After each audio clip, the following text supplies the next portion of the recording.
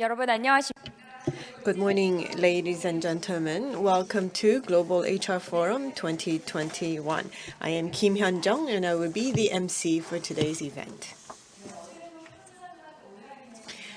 We had a lot of people joining us via online and offline. We had a very lively discussion, and we were able to hear very informative presentations yesterday. So let us begin day 2 of the Global HR Forum 2021. Before we begin, I would like to extend my gratitude to all the participants and the audiences joining us via on and offline. In order to prevent the spread of COVID-19, we're holding this event in a hybrid form. It would have been nice to see all of you here on site, but regrettably, we are unable to do that. However, I look forward to a very lively discussion and interactive sessions. We are going to fully comply with the requirements of the authorities regarding the quarantine measures. Global HR Forum invites the public officials, the CEOs and management of companies, as well as scholars from the academia. We are focused on identifying and finding ways and solutions to overcome the challenges that the entire world is facing. This year, we've selected the topic as digital transformation, ESG, and sustainable future. Under this backdrop, we'll delve into ways to respond to climate change, COVID pandemic, as well as all other global challenges. And we'll think of ways to train the right talent that the age requires. Now, let us begin the first session of day 2. For C-4 session, our topic today is youth self-employment. What do we need to do?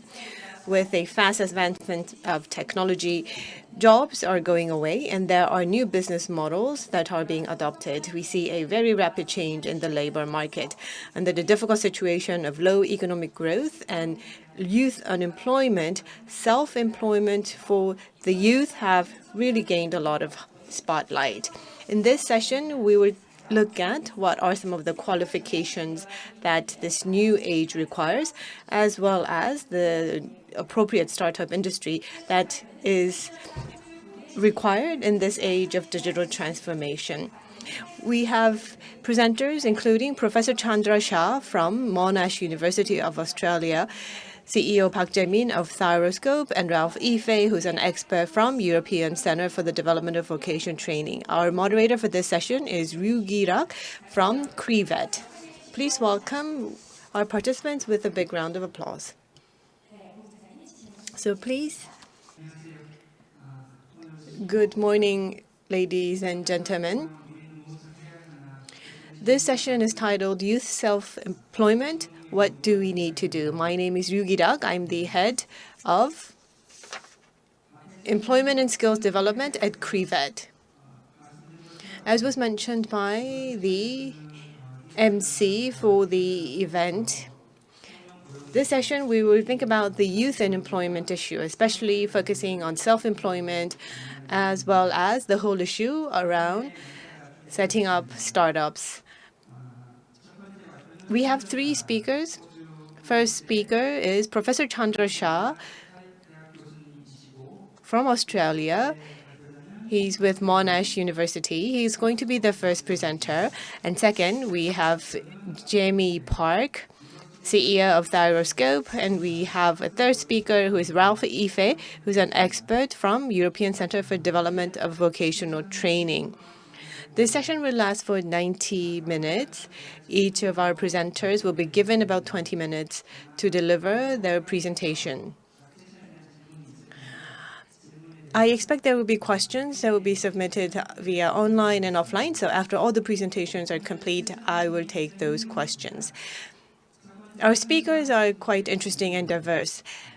Our first speaker, Professor Chandra Shah, will tell us the issue of employment in this age of digital transformation, especially focusing on self-employment of the youth, the problems that they face in the age of platform economy. Second presentation will be delivered by CEO Park, who actually started up a business, and he will share with us various challenges that he had experienced and the capabilities and competencies that's required for the youth in setting up and starting up new business endeavors. Our last speaker is Ralphie Fei. He's a person who researched in the KRIVET as well as employment over a very long period of time, and he will talk about how in changing environment, what are some of the issues that youth employment is currently facing, and will also introduce the toolkits that could be used to overcome various different issues in youth employment. Without further ado, I'm going to invite Professor Chandra Shah. Professor Chandra Shah is a professor of Monash University. He also runs the KRIVET Center at Victoria University. He provides consulting, and he has over 25 years of experience consulting with regards to labor market, economics, education, and training. He's currently with School of Education and Culture and Society at Monash University. Professor, please go ahead with your presentation. Thank you very much. And okay, I hope you can all see my slides. And thank you very much for inviting me to present at this conference. The topic of youth self-employment is very broad and depends on what perspective you take. It can be a lot of information there. When I was asked to present this paper, I wasn't quite sure what to focus on. So what I've done is taken a very global perspective on youth self-employment. The question was, what do we need to do? However, before we can answer that question, we need to ask ourselves, what do we know about it? As I'll show you in this talk, self-employment among youth is highly contextual. And the second thing is that, so it is very highly contextual. And so there is, first of all, a clear north-south divide in how we look at self-employment. Second, it would be a mistake to equate all self-employment to entrepreneurship. And the third is that the digital labor platform economy, while creating lots of opportunities for young people, has also created lots of challenges.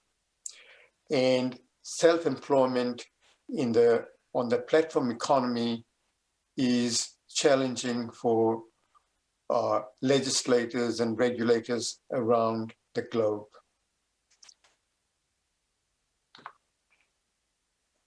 Now, youth unemployment is a really wicked problem. It's not only unemployment, but also underemployment. And most countries face this problem.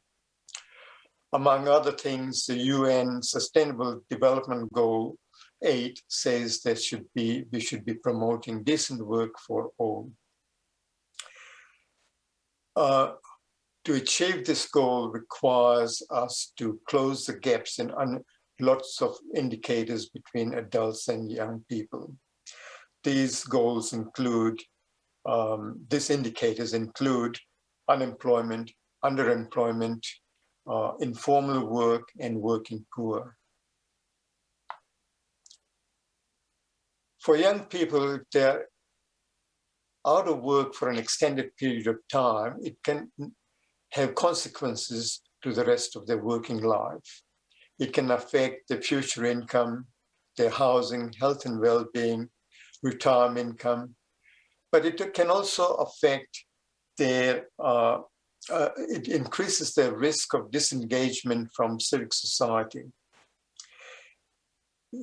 It can increase the risk of losing trust in society and with other citizens. And also, it increases the participation in crime. The scarring effects from long-term unemployment can be long-lasting. Youth are the first group to be affected when the labor market slackens. And the effects are quite adverse because they have less skills and less experience than adults. They're also disproportionately affected by structural changes in the labor market. And the OECD has shown that non-standard work among youth has increased substantially. Non-standard work in terms of self-employment, temporary employment, and part-time employment. And the third structural change that we are observing now is the introduction of the gig or the platform economy. And this is affecting young people disproportionately. Many policymakers have seen self-employment and entrepreneurships as a solution to solving some of the youth unemployment problems. And as demand for jobs with employers far exceeds supply, self-employment is seen as a pathway into the labor market. Surveys conducted in the European Union have shown that young people have a strong preference for self-employment, which is quite interesting.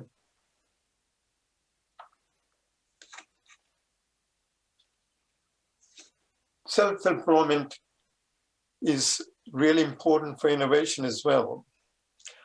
Those entrepreneurs who succeed in creating a business, they in turn create many wage employment jobs for others.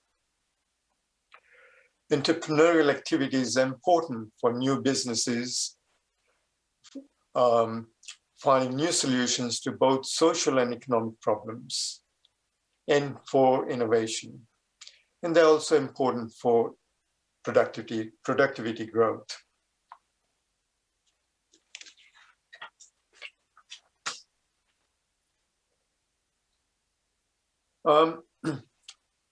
But it would be naive to think that all self-employment can be equated to entrepreneurships. When you look at around the globe, and especially in low and middle income countries, a lot of young people who are self-employed are working out of necessity. So they're working hard, but working poor. They are in self-employment because there is no other form of work for them. So self-employment can be considered as being on a continuum. On the left-hand side, you have constrained self-employment, which is self-employment out of necessity. And on the right, you have entrepreneurships, which is creating new ideas, new jobs, new products, and so on. On the left-hand side, you have an example of a young boy selling cigarettes in a big city in Asia, for example. They are selling individual cigarettes from a packet and trying to make a living out of that. They're self-employed out of necessity. On the right-hand side, you have examples of Bill Gates, Steve Jobs, Mark Zuckerberg. When they were young, they were self-employed and entrepreneurs, and see what they've created. So what do we need to know? First of all, there are about 1.3 billion young people around the globe. And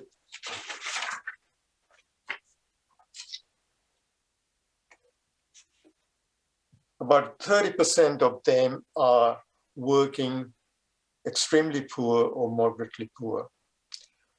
429 million are employed out of that 1.3 billion.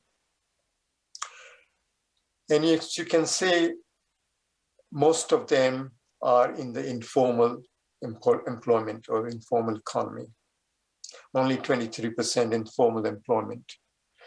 Among the employed, 47% are self-employed.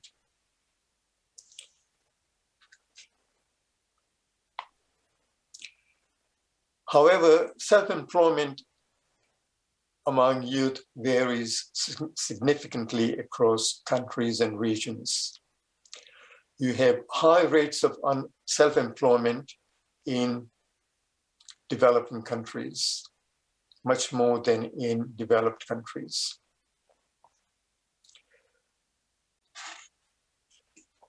For example, in sub-Saharan Africa and South Asia, 90% of youth were in informal employment compared to 10% in North America.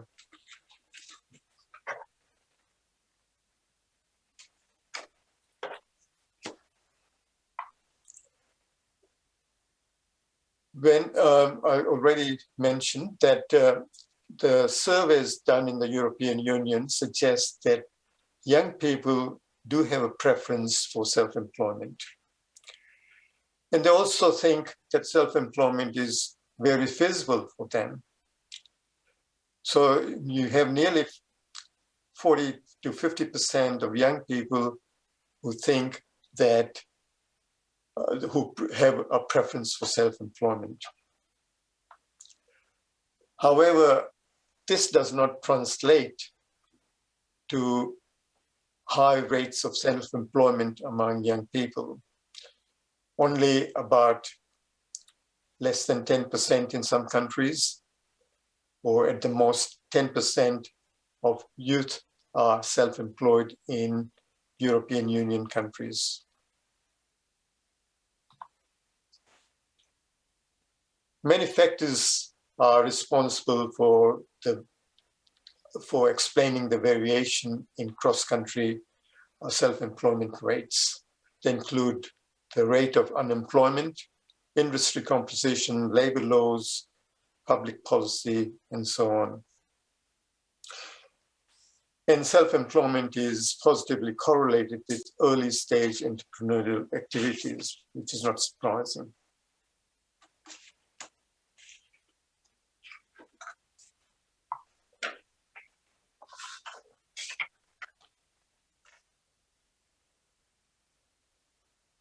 You also find that, especially in, more in low and middle income countries, young women are more likely to be self-employed than men, and often as unpaid family worker.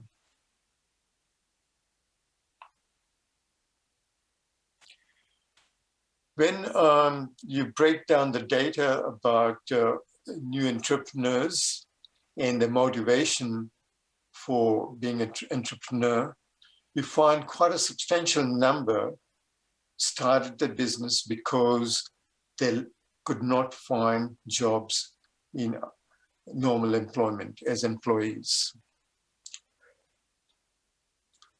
You find more of these people were previously unemployed. Those who were previously employed were their motivation was really to find new ways of doing business. Social entrepreneurships are a viable option in some sense. Social entrepreneurships have an objective of social development as the main goal, but they also have financial viability. The other kind of entrepreneurships are commercial entrepreneurships. So social entrepreneurships They leverage young people's talents and capacities to provide opportunities for self-employment, and it's mainly focused on social development. But their success really depends on the level of support that is provided by governments and other private organizations. An example of social entrepreneurship is the Grameen Bank in Bangladesh, which offers microcredit to mainly young women. And there are many instances and examples of how microcredit is helping young entrepreneurs in social settings. An example of a program which is related to social entrepreneurship is one called Youth in Action, which was supported by Save the Children and in partnership with MasterCard Foundation. It had a goal of improving the socioeconomic status of about 40,000 out-of-school young people in 6 African countries. And it's interesting the participants were offered 5 options, and almost all of them, 86%, chose enterprise as their option to pursue. The program evaluation showed that it significantly improved young persons' employment capabilities of sustaining a business. Self-employment, and I'll put that in inverted commas, is increasing in the platform economy. The digital labor platforms have increased 5-fold over the last 10 years. However, most of the people employed in the digital economy are not employees of the platform providers, but they are workers who are mediated by the platform. The main feature of the digital platform economy is the kind of work arrangement that is imposed on the workers. And the OECD has called this forced self-employment. So individuals are hired as self-employed rather than employees, but often the arrangements fail the test of self-employment. The arrangements are usually designed to circumvent national labor and social security laws, to minimize the payment of taxes and to avoid dealing with organized labor. There are 2 broad categories of work on the platform. One is online web-based supply of services, and this is anybody in any country can provide the services. And the other one is location-based, where the tasks are performed in person in specified locations. So for example, you may have a carpenter or somebody providing services in somebody's home. So Airtasker is, for example, a platform which provides those services. Majority of the people engaged in the platform economy are actually young people. Platform work was promoted as providing opportunities to supplement income through work during spare hours. However, the motivations of those working on the platforms are more complex. And what you find is that the main source of income for an overwhelming proportion of people on location-based platforms is necessity. And it is the main source of income. Only on the other platforms, the one where it is a web-based, about for a third of them, the main source of income is from the platform work. Now, Obviously, there is high market efficiency because on the platform because of reduced transaction costs. However, the production efficiency is quite low because a lot of the time for the worker is unpaid tasks, like waiting for work, building a profile, and often they're not paid for work which has been rejected. So the production efficiency is quite low. Also, the workflow is unpredictable, and for many, the work has to be done during unsocial hours, which has effects on their health and well-being. Interestingly, many who work on the platform work long hours, and yet they yearned for more hours of work, which suggests that making a decent living on the platform is difficult. So what do we need to do?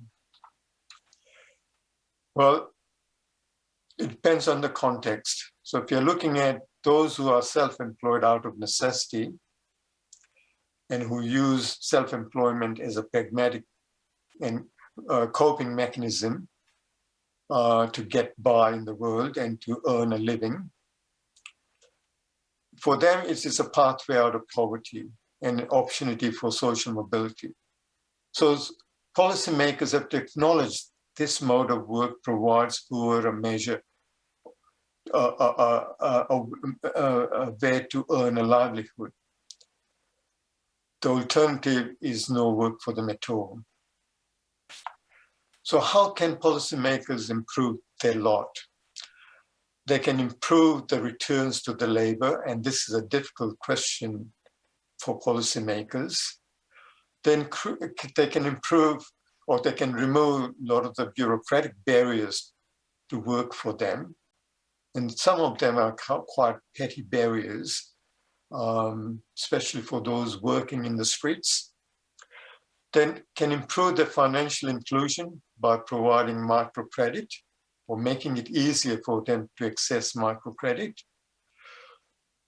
The long-term solution is to improve the skills to work in the formal economy, where they have labor market or labor protection. Education and training programs for them must include income support, because otherwise they would not be able to take part in that. And it requires massive investment to create jobs for them to go into after the training.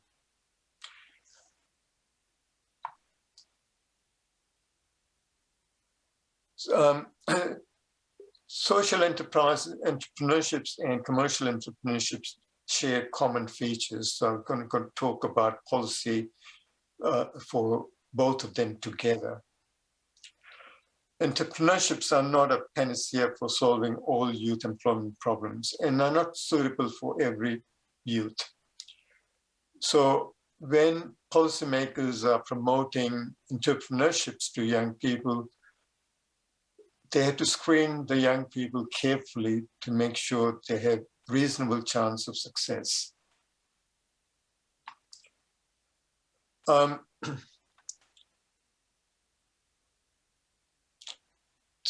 The first thing is to promote entrepreneurial mindset and culture among youth with role models and business competition.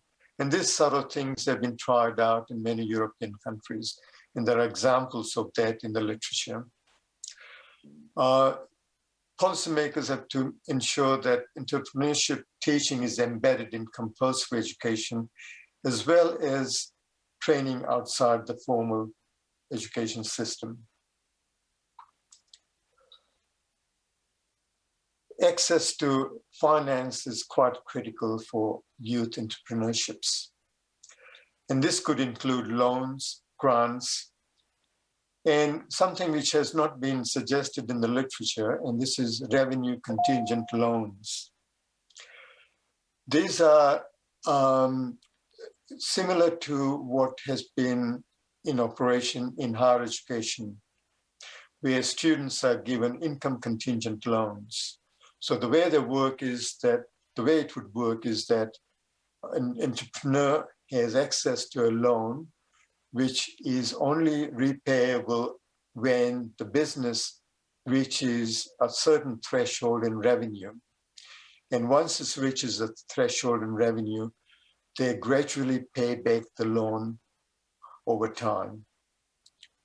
The other thing is that it's important to have good quality coaching and mentoring, and to create entrepreneurship networks for informal and formal exchange of experience and expertise.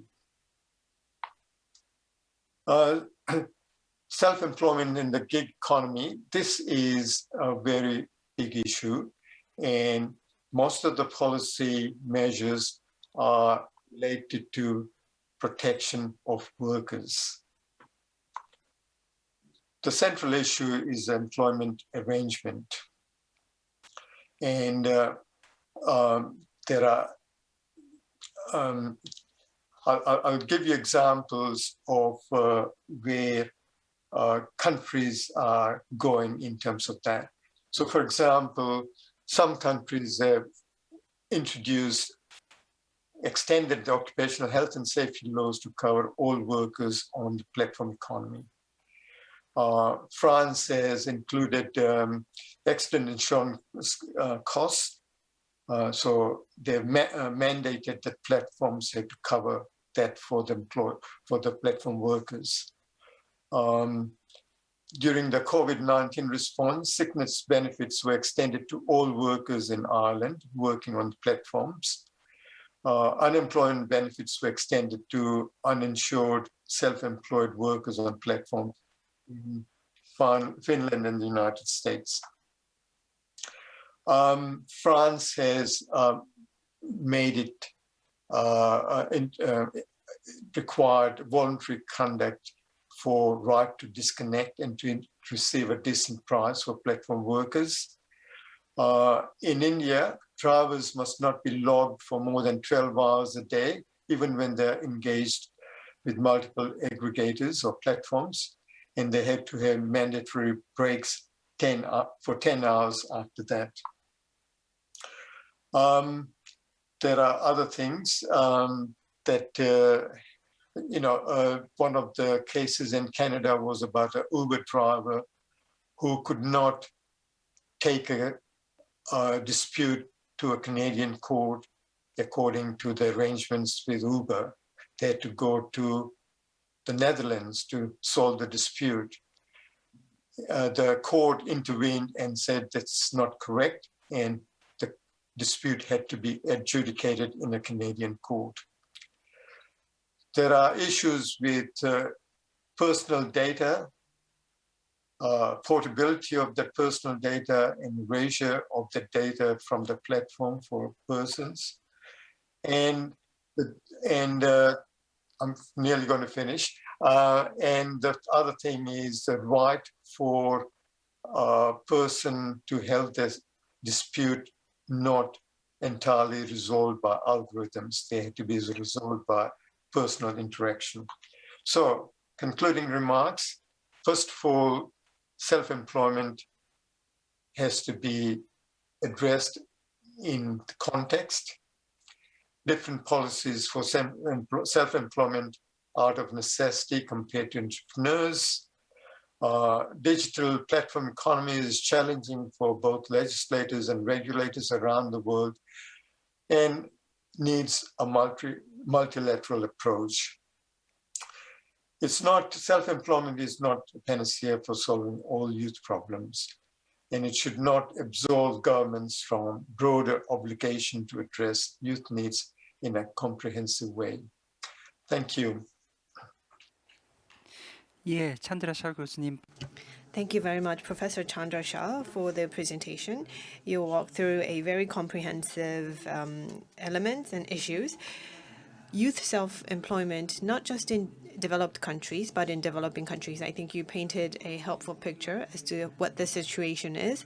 And there are different characteristics and types of self-employment. People who are self-employed out of necessity, and also there is more advanced type, an entrepreneurial type of a self-employment utilizing IT technology and advanced technologies. And there you've talked about how there needs to be a policy support. And youth, depending on countries and cultures and the situation of the labor market, the situation that the youth find themselves are also different. You also talked about many challenges and opportunities for youth employment, especially in Korea. The platform economy and employment, as well as various different policy support and problems and issues, have really received a lot of spotlight as part of a social issue. Thank you very much for your insight, and we now move on to our next presenter. Good morning. I am Park Jae-min, CEO of Thyroscope. I will be talking more from a practical perspective. Professor provided a very macro perspective. Myself, as a person who actually set up a startup company, would like to share with you some of my experiences. This includes my personal experience as well. So the title of my presentation is Trial and Error. How, in order to further nurture entrepreneurship, how trial and error is important, and what role it has in preparing for self-employment. Let me present, first present my personal introduction. I'm still in my 20s. I went to undergraduate school at Ulsan National Institute of Science and Technology, and I got my MS there. And my research area was AI, artificial intelligence. So right after I got my master's degree, I immediately started up my own company. So that was about a year and a half ago. I was able to win some venture capital investment, and I am involved in some of the government-led R&D project. And Ministry of SME had a business competition, and I participated in that competition, and my company won. And also in the World Startup Competition, I was the only Asian company that is now in the semifinals. So I will be traveling to Helsinki to present on my company. So this is my personal journey. How was I able to start up a company? This slide actually shows it's a very general problem, but a critical and essential problem for everyone. As we age, we really have to think hard as to what I would do. And when we think about this problem, there's a lot of proverbs. Basically, Steve Jobs also said, if this was the last day of your life, do what you want to do. So yes, that sounds really nice. I would really want to do what I want to do, but what do I like doing? That was a very difficult question to find an answer to.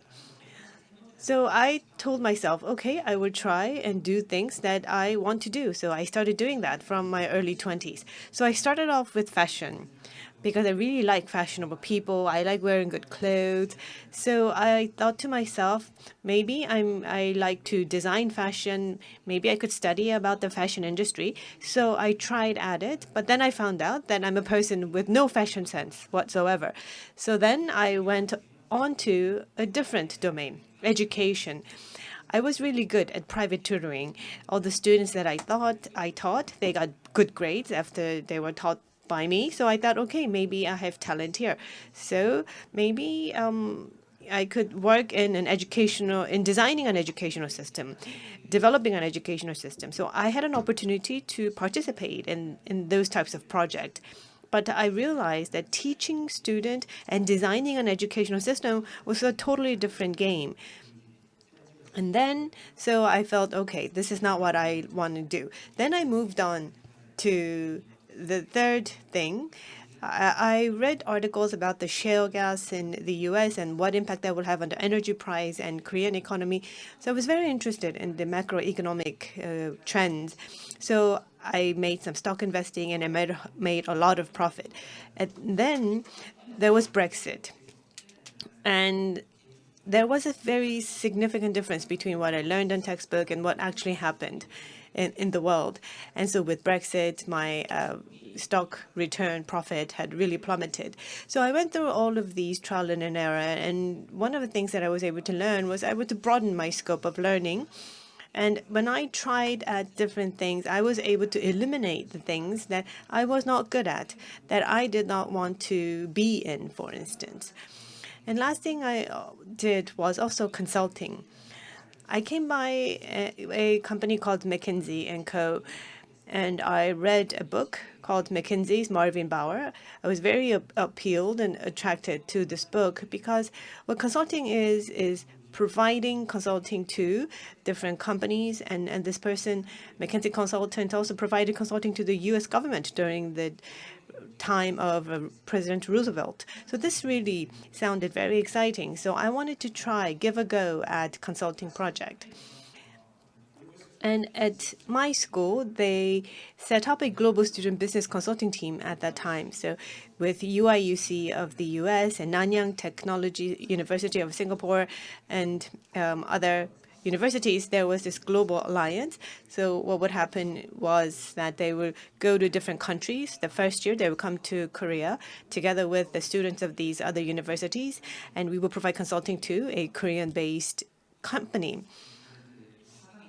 So we used a different video conferencing tools from 2015, even before the time of Zoom. So we did this consulting project for about 5 years, and some of the major clients that we were able to consult were IBM, Fortune, this is Fortune for top 400 companies.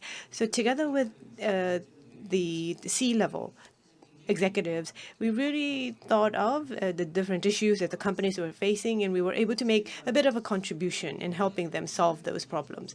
So consulting was fun and interesting, but it was also part of trial and error for me. And through the trial and error experience, the important thing that I was able to learn was the essential and important questions in life. You have to ask yourself, who are you? What do you want to do in your life? What are your strengths and weaknesses? So these are the essential and important questions that everyone has to face. And through my trial and error, I was able to at least get a hint as to what the answers should be to these questions. For instance, I'm a person of a certain temperament. I rush things. I was able to learn about myself, and I was able to eliminate the things that I was really bad at.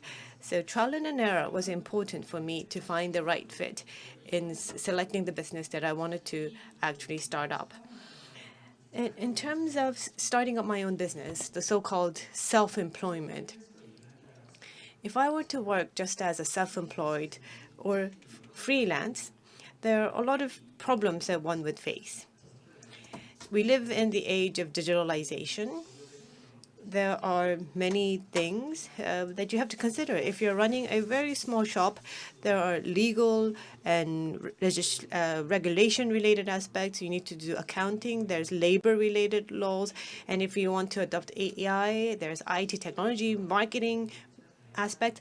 Everything is very much complex, even if you want to run a small shop. So there's no way one person could do this on one's own.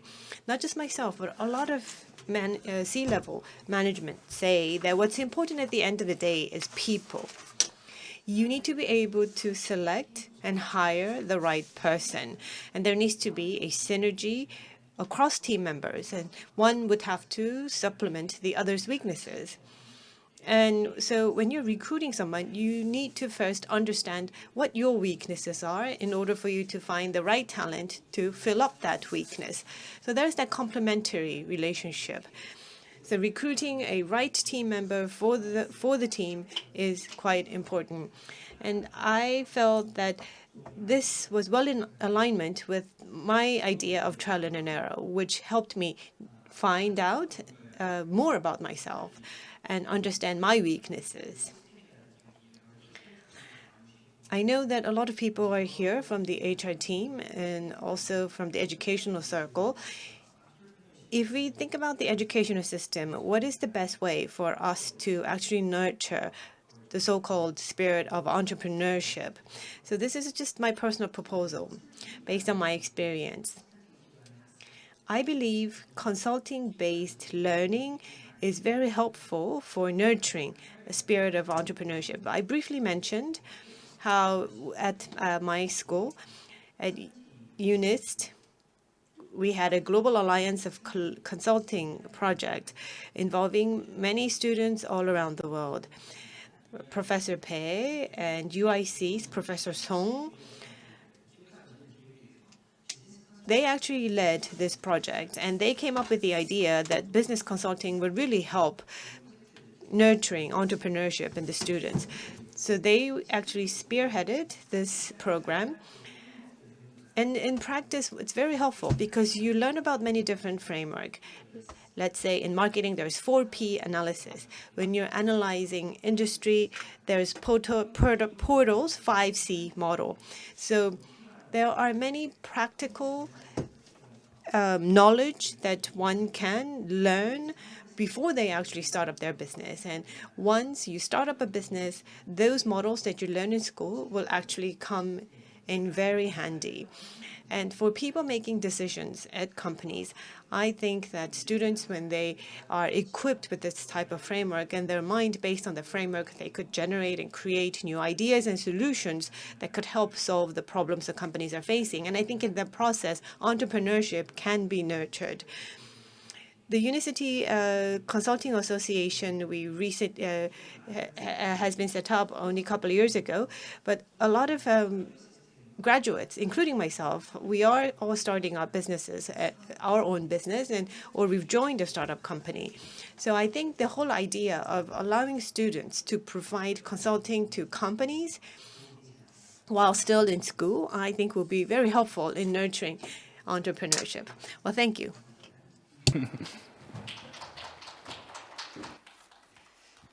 예, 박재민 대표님 발표. Thank you, Mr. Jamie Park. I forgot to introduce you before you began your presentation. My apologies. But he took the initiative and introduced himself, so thank you once again. Based on his experience of entrepreneurship, he talked about what education is needed to enhance entrepreneurship or the entrepreneurial mindset. In the era of digital transition, technological complexity is increasing, and the knowledge and competency required of people are becoming more complex as well. In this situation, it's important to enhance the entrepreneurial mindset in the education system, and to this end, he proposed the consulting system or consulting learning. Due to the unique environment of this school called UNIST, in an actual business setting, working with companies, learners, and he himself was able to access many opportunities to learn, and as a result, he has been successful. On a personal note, I was curious to know, well, a lot of Koreans are hesitant to become entrepreneurs because they're afraid of failure. Professor Chandra Shah also mentioned in his presentation that Korean youth, when it comes to preference or expectation of entrepreneurship, show very low figures. They know that once they fail, it will be very difficult, if not impossible, to make a comeback. We have a question from the floor, and later on we'll have a chance to address that question. Now for the third speaker, let me introduce to you our expert, Ralph Ippe. He is with Cedefop. He is an expert in learning and employability. Previously, he was at the EU JRC, where he was a researcher, and he contributed greatly to the creation of the selfie tool. He went to LSE and various prestigious education institutions. He used to be a World Bank consultant and also taught at Paris Political University. At Strasbourg University, Beta CRNS, and Tübingen University, where he studied summa cum laude, and he was awarded 4 dissertation awards for his PhD thesis. He also has a master's in business management. Skills of Youth in Digital Transition is the title of his presentation today. Good morning. My name is Ralph Hitler. I'm an expert at CEDEFOP, the European Center for the Development of Vocational Training. And CEDEFOP was founded in 1975. We are based in Thessaloniki, Greece, and we're supporting, as an EU agency, the development of VET policies in Europe, particularly supporting the European Commission, the member states, and the social partners. My presentation of today is on the skills of youth in the digital transition, indeed a key policy priority of the European Commission, as we want to achieve and lead the twin digital and green transition, and the skills of youth in this digital transition is an important aspect of this, which is also reflected in key policy documents such as the Osnabrück Declaration, the European Skills Agenda, the European Council's VET recommendation, or also the Digital Education Action Plan. So we have a lot of policy initiatives, which again shows the relevance of this topic in Europe. And this is no surprise because digital competence are more important than ever. Basically, all jobs in the EU need digital competences in some form, at least basic digital competences. And due to COVID, this trend, which has been ongoing for a number of years, has been further accelerated as in many occupations, teleworking has also become the norm. And the digital transition permeates economic life more than ever. But before talking a bit more about digital competences, let's first have a look how we could define and what are digital competences. And here the European Council has defined digital competence as a confident, critical, and responsible use of and engagement with digital technologies for learning at work and for participation in society. And in Europe, the European Commission's Joint Research Center has developed the Digital Competence Framework for Citizens and Learners, which has 5 competence areas, which you can see on the bottom right, which are information and data literacy, communication and collaboration, digital content creation, safety, and finally problem solving. So these are the 5 different aspects that make up digital competence in a European perspective. And based on this DigComp framework, also other frameworks have been developed. A recent example is also the DigComp.org, the digital competence framework for educational organization, on which the selfie tool has been modeled. The selfie tool is an online reflection tool which asks a series of questions on school leaders, teachers, and students in order to get schools, and particularly also VET schools, ready for the digital age. This means that the idea is that a series of questions are asked to any kind of school, so from primary to post-secondary, but also VET. And these different groups, school leaders, teachers, and students, fill out the questionnaires about how they perceive the use of digital technologies for teaching and learning in their school. And based on this report is created, the selfie report, which shows the average results of all respondent groups and provides a basis for discussion within the school community on which an action plan can be drafted. And as the selfie can be done several times throughout the year or every year, for example, the progress can also be monitored. It is a commission initiative which is fully free, and the questionnaires can be customized and are available to any schools worldwide in more than 30 languages. More recently, an adaptation and an extension of the tool has been proposed and developed and released, most importantly, for work-based learning, which means that not only school leaders, teachers, and students are using this tool, but also companies in the form of in-company trainers. And the idea is that in this way, both sides, schools and companies, can better understand how they can collaborate better and how they can mutually use the digital technologies for teaching and learning. Another initiative is also Selfie for Teachers, focusing particularly on the teachers and their needs in this area. But if we first look about the work-based learning aspect, digital technologies have really allowed the connection of both sides to prosper, and this can be given in different directions. So, for example, the alternates of students when they go to the school and when they go to the company can better be organized and managed. Also, you can create the materials and assessment practices that are designed mutually and that corresponds to the needs of both sides. Also, there are different apps, for example, which allow to monitor the evolution of the trainee, what he is doing, at what stage he is at the moment, which allows important information for both sides. And also equipment can be shared remotely, and obviously the cost can also then be lower than normally. So this close collaboration is very important, because if that school better understands the needs of the labor market, then also the learners have better skills that are adapted to their future needs.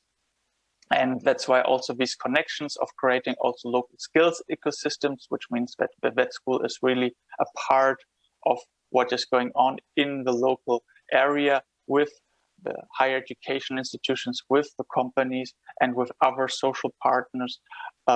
This connection is also a key focus also of another Commission initiative, which are the Centers of Vocational Excellence, which have been also proposed more recently to foster also excellence at the European level in that. When we think about teachers, as we were also saying before, increasing the competence of teachers, also here there are more collaboration opportunities, as for example the concept of hybrid teachers allow them to have a better understanding what is needed both in the school and both in the company, as they work part-time in both places.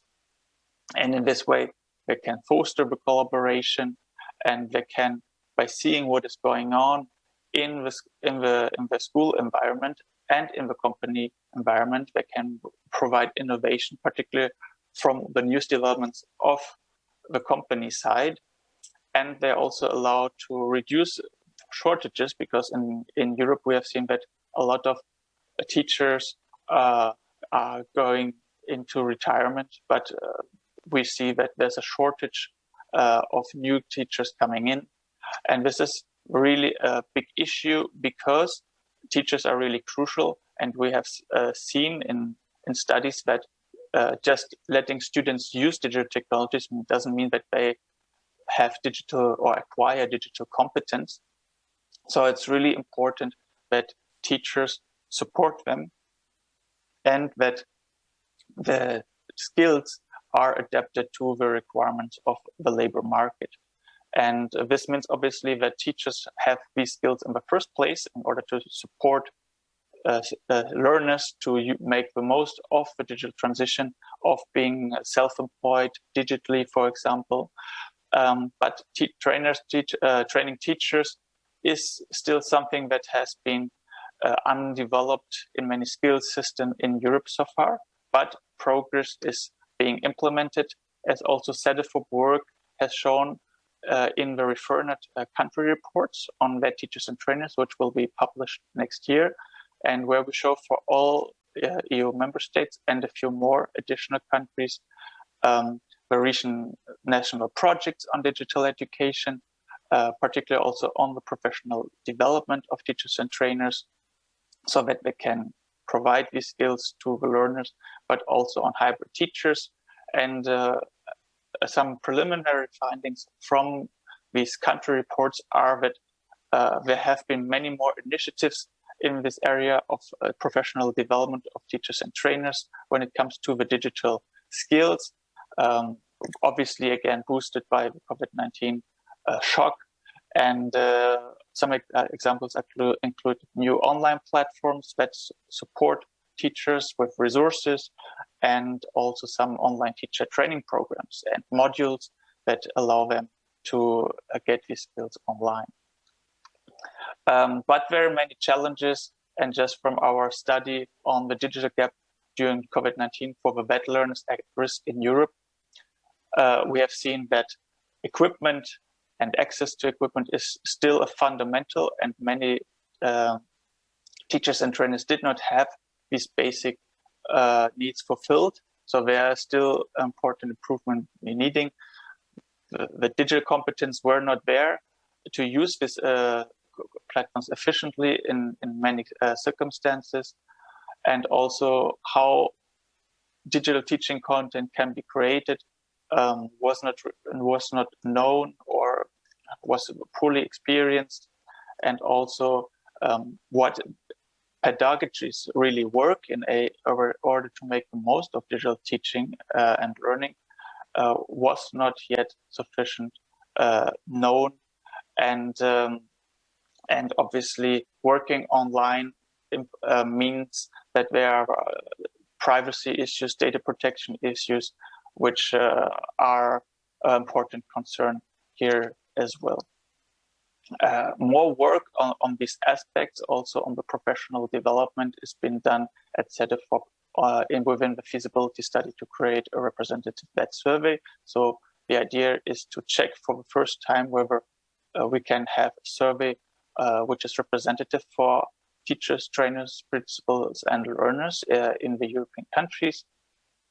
And here we will also have more projects or more information on the digital education aspect in order to foster the skills of youth in the digital transition. And also we will have their views on this in order to improve the professional learning systems in Europe, and particularly the student outcomes, inform the discussions on the VET reforms at the European level and within the national in the countries, and also obviously, as mentioned before, make VET a more attractive choice. And thinking about the digital skills, we have done also very interesting studies on the crowd learn, so on platform workers, different kinds of platform workers. And for these platform workers, it is really a prerequisite to have these digital skills if they want to go do digital freelancing, digital self-employment, but it's not enough. So this is a prerequisite, but what is still the most important is to have the basic technical and core skills. But the acquisition of other skills is also relatively fast. So if we look here at the right-hand side, we see in blue the skills that were developed before joining a platform, and in gray the skills that were developed while being on the platform. So we see that the technical core skills were already high before, so we have 66%, but also a lot more skills were developed during the time. Language skills at a lower level, kind of the same. On the other hand, we see that learning to learn skills, which are really crucial in order to make the most and to keep updated to the newest developments. Here we have only 30% before, while during the platform work, it is 55%. So it shows that there's a very important increase in this percentage when we look at, okay, what is done during the crowd work. And that shows that the skill acquisition and in all these skills, I'm not mentioning them here all, is very fast, particularly when it comes to those skills that are needed just in time as the client requests them. So these crowd workers that work online, they need the robust skills, the key core skills at the beginning, and they need them to be developed through IVET, through initial VET. And our studies have also shown that they already undertake a lot of self-initiated work-based learning activities and what we call the self-regulatory learning strategies, which are really critical for both offline and online work. So there are different strategies. To mention just three, as you can see here, it's about strengthening your own personal self-efficacy, to be proactive in seeking feedback. In order to be able to improve, you need your feedback. And also, when things do not work, in order to change them according to the needs. And that's why these particular SRL, self-regulatory learning strategies, should be fostered by the education and training systems. And while a lot of this is already done by just trial and error, you just need to try new things out, and then you see that it doesn't work, so you go to another strategy. Some elements can still be taught here, particularly if we think about entrepreneurship education. And here, just to mention also that here at the European level, we have the European Commission's Joint Research Center's Entrepreneurial Competence Framework, which has also 3 competence areas defining what are the different competences in order to be a good entrepreneur and to put it into actions. You see into action, which is divided into, for example, taking an initiative, planning and management. The second area is ideas and opportunities like creativity, vision, value and ideas, and for resources such as mobilizing others or self-awareness and self-efficacy. So this is another key project at the European level, which supports also this digital education and entrepreneurship in the education areas. Also, as we have seen, these platform workers, the digital platform workers, may really also support vulnerable groups, which may otherwise not be able to find a job. And we have also projects working on this. So, for example, we have a CEDEFOP-VET toolkit for tackling early leaving from education and training, which really shows a selection of the most successful VET practice in order to tackle the early leaving, and intervention approaches from different countries, which shows that how best deal with this issue and be able to intervene in the right way, and also reflection tools and evaluation plans that are developed for policymakers in order to better evaluate how the situation is, and for learning providers as well. And this is something that has had already a lot of success, and which have we been working on for some years. And most recently, there's also the CEDEFOP-VET toolkit for empowering young needs. So not in employment nor in education and training, which takes a similar strategy as well, and which has just been released. So with these notes, we see that platform work and working online can have very positive effects, but they for example, that they can support the vulnerable groups, but they can also create really new opportunities for new jobs. But they have to be well managed by the education and training system, which has to provide the skills, as we have seen, by collaborating between schools and companies, between teachers and trainers, and ultimately improving the skills of youth in the new digital transition in the future. Thank you very much. 예, 랄피 이페. Thank you very much, Dr. Ife, for the presentation. He emphasized the importance of digital capabilities. I think we would all agree with that. However, his presentation really provided an outline as to how, at the European Union level, the discussions that's happening to actually develop the framework for digital capabilities, for nurturing and training digital capabilities, and also to narrow the gap in terms of the capabilities. And the role of the teachers are very important. They come up with the concept of hybrid teachers. So not just the teachers, but on-site, having the teachers actually work on-site, on field, in order to reduce the required gap of the industry. So I think he shared with us some very practical cases. Lastly, he talked of how SEDEFOP, the institute, is currently working to narrow and reduce the digital gap. There are multiple projects that's ongoing. So we've listened to the three presenters. We've received some of the questions from the audience. So why don't I share with you what those questions are? We will show them on screen.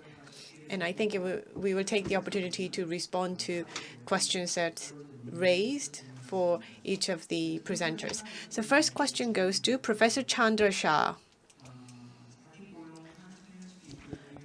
Now, it seems like continuity and high level of income is going to be very important for youth self-employment. What are some of the key factors that could ensure that sustainability of job? And also, what are factors that will impact the income level? I'm sure there's a lot of research and studies. Is there any data that you may share with us, Professor? I haven't got any data I can share with you.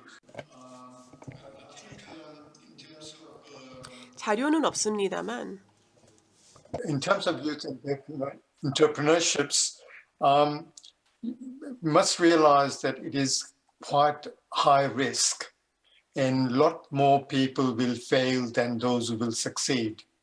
And the question is, how do you support the ones who are going to fail in the enterprise? Will they be able to reintegrate into the normal economy or not? So I think that's a big question, or a big policy issue. Once somebody succeeds, then they probably do not need any more support after that. But those who don't succeed, what is the future for them? So I don't know if I've answered to your question completely, but you may want to ask it again if you want to, or add a comment. 예, 감사합니다. 예, 그러면 다음으로 As we move on to next question to CEO Park, this is a question to you. Now, this questioner is saying that he really thought hard about starting up a business, but he's afraid that he may fail, so he's actually joined a company. He wants to start up a business, so he's saving up, but he's unable to receive any support from the government or from other national programs. Any advice that you may share with me? I also received some support and investment in terms of fundraising, in terms of venture capital, by taking part in these different programs. What I feel is that the infrastructure, startup infrastructure and business environment, I feel has matured quite significantly, especially the startup capital. My company also, we started off with small amount of capital base, but we were able to continuously meet up with our potential investors. And so we were able to really make our business model more sophisticated. And in that process, we were able to attract more investment. So if you look at, many years ago, there weren't many venture capitalists or any investors that was very difficult for us to attract investment. But these days, we see the private investment circle much more activated, and in the public arena as well, there are very phased approaches and phased programs. For instance, preliminary startup support program, initial phase program. There are many different types of program, and also there's technology guarantee fund, credit guarantee fund. These government sponsored institutions do provide support to youth startups. So if you really look into those information, I think it could really help you in your endeavors. 예, 답변 감사합니다. Thank you for your answer. There's a question for all the speakers. In dialogues with the youth, most young people want to just join a large conglomerate or a public corporation in pursuit of stability, and this is unfortunate. In order to design the future, taking into consideration your own preferences and characteristics, what should be done? Perhaps Mr. Jamie Park can take this, and then Professor Chandra Shah. 사실 저도 그렇고 Well, for me as well as for my friends, I see many people preparing to work for large companies. When I first started up my own business, I felt if I were to join a large conglomerate or government agencies, you would have to prepare a lot, study a lot. You would have to get good grades to get into those large institutions and large companies. In Korea, there are structural economic issues that we face because employment is not all that activated. So do I really need to put in so much effort to get good grades, to get into big and well-known company? So I felt rather than investing my time there, why don't I invest my time in starting up my own business? So that was my decision. But I know I was also very afraid. I was afraid as to becoming a CEO of a startup. I didn't know what I had to do, and I had no role models around me. So I was afraid to start my own business. So I was nervous, I admit. But I started my business, and I felt that this is just like any other job. If you join a company, everything's going to be new to you. So I felt that the same will apply for starting up a company. So I think for young people, because they want a some people want just very stable, lifelong job. So I think it's important that we educate them and train them and tell them about these different modes of startup. And if you look at other countries, they have a lot of safety net, as Professor mentioned. I think there needs to be safety net at the social level to provide support to these entrepreneurs who fail in the process. So like the small mom and pop store owners or the CEO of startups, these different people are also similar in that they are all self-employed, and I think they share similar issues and challenges. So I think that if you embark on this business, it's important to learn from others. And I really committed to myself that I would start my own business rather than joining a big company. So from when you're young, I think it will be helpful to be exposed to those different types of, types of work. 예, 찬드라 샤 교수님. Thank you. Professor Shah? Okay, thank you. I think we need to promote and stimulate entrepreneurial mindset very early in compulsory education. You can start that at primary school, really, and continue on. You can promote that or culture that mindset through business competitions and role models that can come into the schools to talk to students about what entrepreneurial activity is about. It has to be embedded in teaching in compulsory education, although there is obviously, the school curriculum is already quite crowded, but you've got to find some space in there. And it's also got to be outside the formal education system. But the most important thing when that you can provide upcoming entrepreneurs is quality coaching and mentoring. Without that, a lot of them are going to fail. With that, a lot more may succeed. And then the other thing is the speaker has said, how do you ensure that they have access to finance? And as I pointed out, one way the government can help is through these revenue contingent loans, which have been very successful in providing higher education in Australia and in the UK. Okay. That 예. help? Yeah, that helps. Yeah. 예, 답변 감사합니다. Yes, thank you very much for that answer, Professor. That was very helpful. So I think we tackled the questions that we previously received. I have this last minute question that's a very high level question.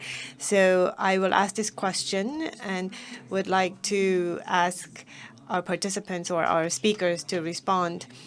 But before I move on to that question, would like to ask offline audience if they have any additional questions. So yes, please introduce yourself.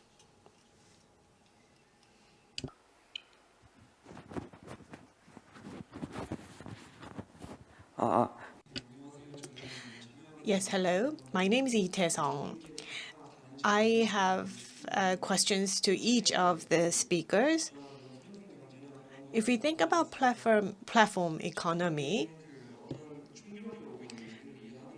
I think it's important for us to understand what shock awaits us. So my question to Professor Shah is, with regards to cryptocurrency and Bitcoin, the hard currencies like dollars, we hear that these other currencies are going to feel an extreme shock because of the emergence of cryptocurrency. Well, I would like to understand what you think is going to be the big shock that awaits us just around the corner. So that's a question to you, Professor Shah. And my question to Mr. Park is, if you start up a company, there are many things that you have to do, but I think the biggest difficulty is finding the right person for the company. So we'd like to understand how you are able to recruit the appropriate talent that you needed in your company. So there were two questions, each different question to individual professors. Professor, can you maybe respond to this question first? First of all, I'm not quite sure about the role of cryptocurrency and the platform economy. I don't quite understand that, but if I can interpret what you're trying to say about the shock from the platform economy, I think we are already feeling the shock from the platform economy. The platform economy has moved much faster than regulators and legislators about it. And we are already seeing a lot of the issues that are emerging from that. It's not going to disappear, the platform economy. It is going to grow, but we need to learn how to manage that. And in terms of managing it, it is how to protect people who are going to be working on that, on the platform. The main issue at the moment is how do you classify the person working on the digital platforms? And there are two kinds of those people. We need to afford them the normal labor protection that others enjoy. And we need to look at their long-term health and well-being. For example, if you look at the amount of earnings that people get on the web-based platform economy, it is quite minuscule, quite small. And the reason for that is because the platforms are sourcing the labor from right across the globe.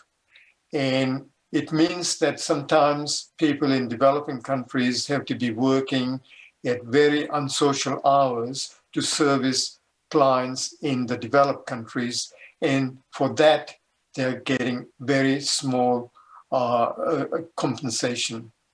So I think already countries are addressing the problems of the platform economy. And I think there are already suggestions at the OECD level and other multilateral levels of how to have a coordinated and multilateral response to that. Just like what we have recently had in terms of the taxes that global enterprises pay. The OECD has coordinated that, and a lot of countries have signed up to having a minimum taxation for global companies. So that's sort of thing we need to move into in terms of regulating the platform economy?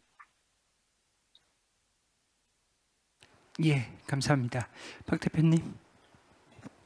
Thank you very much for the answer, Mr. Park.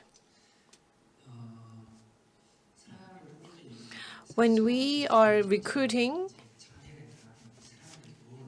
team members, and when I started up my company, I think I have one of the key strengths I have is I have a very strong drive, but on the flip side, I rush things. That's the negative. So in terms of working, in terms of finding someone in my organization, it's important to find someone who could complement my weakness. And if you're starting up a business, the impact that an individual is going to bring is very significant. So in terms of my personal temperament, I really focused on trying to people who could make up my weaknesses. So that's how I started to recruit my co-founders of the business. Right now, our company has 12 people. And when I was recruiting the members of my organization, when I interviewed the potential candidates, I first asked whether they really think if they work hard, they could live well. I want people to think that working is not just about making money, but it's an opportunity for these individuals to grow within this organization. That's very important because that person has to join the startup and also in the process learn the things that he needs to learn along the way, and that individual would have to grow together with the company. So we bring together people that have the same mind. So because we have people who have and share the same mind, there is less possibility for conflict and confrontation. 오늘 Thank you. We're almost up in terms of time, so this is the end of the Q&A session. Thank you for coming to session C4, Youth Self-Employment, What Do We Need to Do? We have covered many important topics in this session. The digital transition and the platform economy poses both many opportunities and threats to youth self-employment. That was clear. The opportunities to start your own business, as well as mentoring opportunities, must be increased. And in particular, the various European-level projects have many implications for us. For instance, the hybrid teacher is something that we might take into consideration. And the experience of Mr. Jamie Park, which he shared, was very informative. As Professor Chandra Shah has mentioned, the transition to the platform economy is posing many challenges to the youth. So we need various measures to protect the workers on the platform economy. There needs to be institutional framework.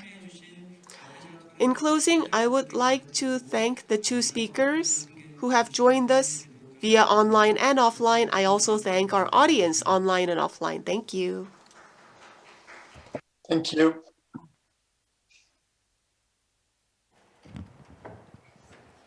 네, 시대의 변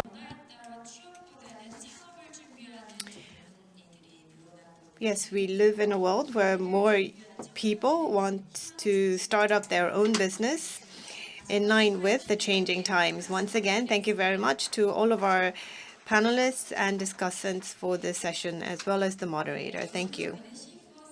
This brings us to the end of C4 session. From 11 a.m., we will resume with C-5 session, the digital era, rebuilding the ecosystem of work, learning, life for well-being.